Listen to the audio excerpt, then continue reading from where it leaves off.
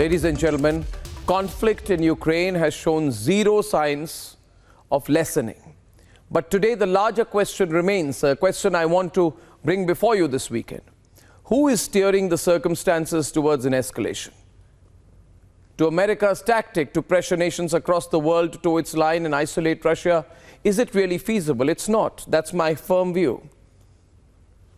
Trying to isolate Russia completely, is that simply a means to create an American hegemony all over again?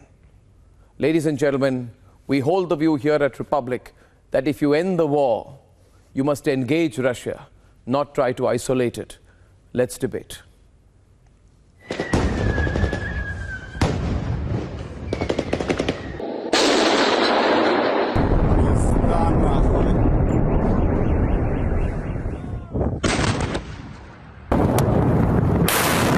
Air assets are still being used by the Russians, and they've been very successful in damaging various cities of Ukraine at this point in time. But in the days to come, one can certainly expect that there would be much more offensive, especially in the Donbas region, the Luhansk, as well as in the Donetsk region. These are places where they have been very, very successful. The war has been on for over a month, and the United States of America is instigating and fueling the conflict. For free people refused to live in a world of hopelessness and darkness. We will have a different future, a brighter future, rooted in democracy and principle, hope and light, of decency and dignity, of freedom and possibilities.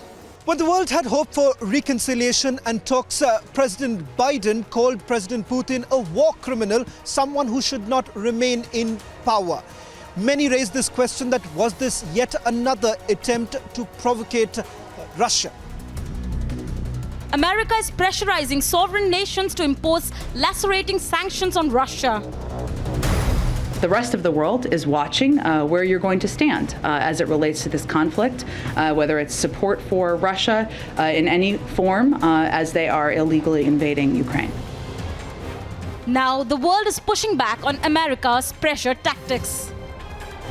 The issue is that whether, what's the purpose of the Americans? Are they going to see a ceasefire in Ukraine, or they would like to weaken Russia, or some people were talking about the change of the government? If they are intent about a ceasefire, I think this issue could be sorted very easily. Fact is, a protracted war benefits America, whether it is by getting more buyers for American oil.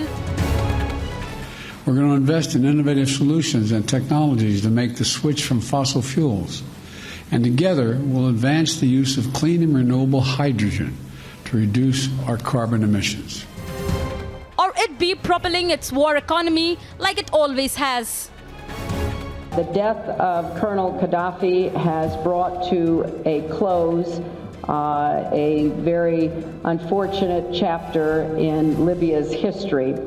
But it also marks the start of a new era for the Libyan people. But America's world vision, where it is the nucleus, is under question. What the American wants is a unipolar world, which would be not like a global village, which would be like an American village, and maybe American saloon where, you know, who is the strongest is calling the shots. Countries like India are not going to be dragged into a conflict. India will put India first. When oil prices go up, I think it's natural for countries to go out into the market and look for what are good deals for their people. But I am pretty sure if we wait 2 or 3 months and actually look at who are the big buyers of Russian gas and oil, I suspect the list won't be very different from what it used to be, and I suspect we won't be in the top 10 on that list. Isolating Russia may be in America's favor, but does it end the war?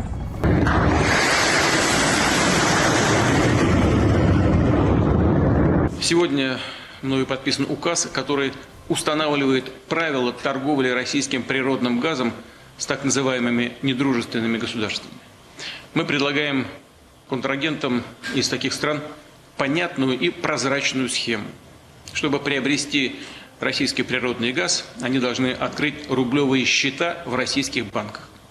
Именно с этих счетов будет вестись оплата газа, поставленного начиная с завтрашнего дня, с 1 апреля текущего года.